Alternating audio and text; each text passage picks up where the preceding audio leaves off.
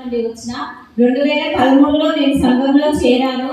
2013లో నేను సంఘంలో చేరకముందు వ్యవసాయ కూలి పని చేసుకునేదానిని. నా భర్త జేసీబీ డ్రైవర్గా పనిచేసేవాడు. నా భర్త ఎన్ని రోజులు డ్రైవర్గా పనిచేస్తాడని ఆలోచించుకొని మేమే ఒక జేసీబీ కొనాలని ఆలోచన వచ్చింది. దానికి గాను బ్యాంక్ లింకేజీ 5 లక్షలు, శ్రీనిధి 3 లక్షలు, గ్రామ సంఘంలో 2 లక్షలు, మొత్తం 10 లక్షల రూపాయలతో పెట్టుబడి పెట్టి బ్యాంక్ ద్వారా 20 లక్షలు లోన్ తీసుకొని మొత్తం 30 లక్షలతో 2019లో జేసీబీ తీసుకోవడం జరిగింది.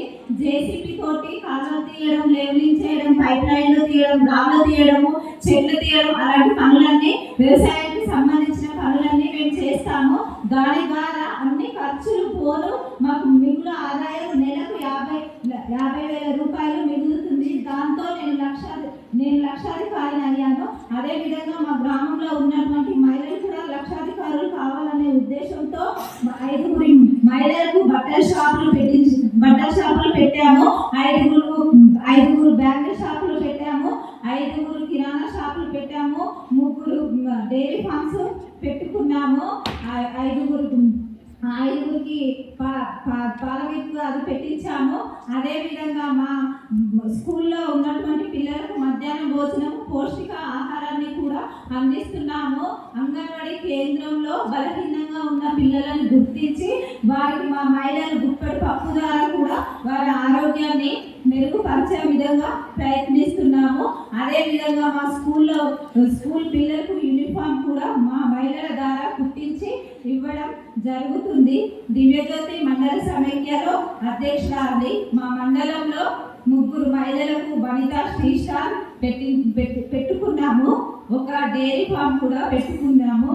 ఒక మహిళ సొంతంగా షాంపూలు తయారీ కూడా చేస్తుంది. అదేవిధంగా చాకలి అయిన మా జిల్లా సమైక్యలో కార్యదర్శిగా పనిచేస్తున్నాను. మా జిల్లాకు మొత్తం 20 వనితా టీ స్టాల్ కూడా పెట్టించుకున్నాము. అదేవిధంగా మా జిల్లాలో 7 ఆర్టీసీ బస్సులు కూడా పెట్టుకున్నాము.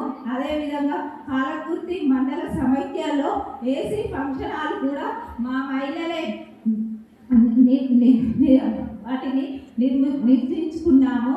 అదేవిధంగా మాకు ఇంత రాష్ట్రంలో 60 లక్షల యూనిఫామ్ పేద ధనికాన తేడా లేకుండా మా రాష్ట్ర ప్రభుత్వము యూనిఫామ్ ఇవ్వడం జరుగుతుంది. అదేవిధంగా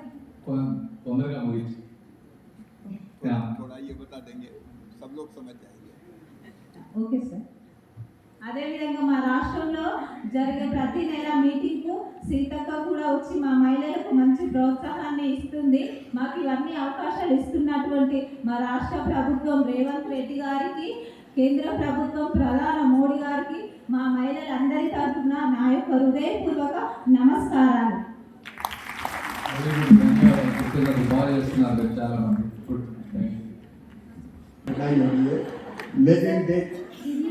ये कहा है कि वो लोग भी बहुत गरीब परिस्थिति में थे, पर उन लोगों ने उन्होंने जेसीबी मशीन लिया खुद ने। तो पहले तो उनके पति चलाते थे, फिर उनके पति ने उनको प्रेरणा दी और उन्होंने खुद जेसीबी का ऑपरेशन सीखा। हाँ, और उससे वो अभी उसने जेसीबी के लिए जितनी लोन ली थी वो सारी भी भर दी है।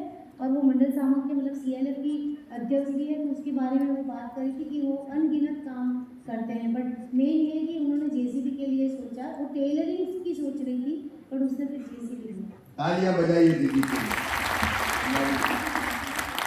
दीदी ने चमत्कार किया है। कई दीदियों को साथ लेके वो आगे बढ़ी है। बहुत बहुत स्वागत है।